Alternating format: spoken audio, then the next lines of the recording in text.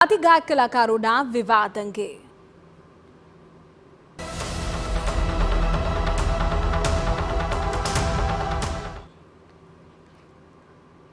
વાત વિવાદના સૂરની સાગર પટેલે લગાવેલા આક્ષેપનો હવે કાજલ મહેરિયાએ જવાબ આપ્યો છે।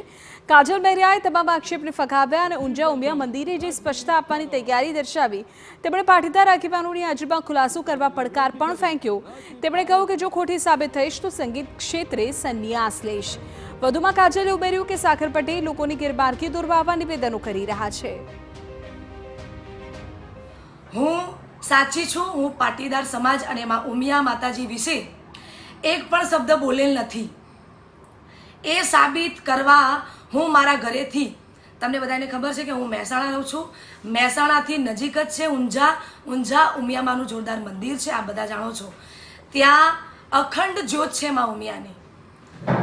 તો હું મારા ઘરેથી ચપ્પલ વિના ચાલતી ઉમિયામાએ જઈ અને ઉમિયા માતાજીના દીવો ઉપાડી દીવા પર હાથ મૂકી મારા ભાઈને વિનંતી કરું છું કે જે સમયે અને જે તારીખ આપું એ દિવસે ઉમિયા માતાજીના મંદિર પાટીદાર સમાજના આગેવાનોની હાજરીમાં પાટીદાર સમાજ જે પણ કહેશે એ માટે હું સાબિતી આપવા માટે તૈયાર છું અને તૈયાર જ રહીશ। આ તરફ ગાયક કલાકાર સાગર પટેલે સોશિયલ મીડિયા પર એક વિડીયો મૂકીને ગાયિકા કાજલ મહેરિયા પર આક્ષેપ કર્યો હતો કે દ્વારકામાં આયોજિત કાર્યક્રમમાં મંચ પર કાજલ મહેરિયાએ કાનમાં આવીને તેમને અને ઉમિયા માતાને લઈને અભદ્ર શબ્દો બોલ્યા। સાગર પટેલે ઉમેર્યું કે માતાજી અને સમાજ વિશે બોલ્યા તે અયોગ્ય છે।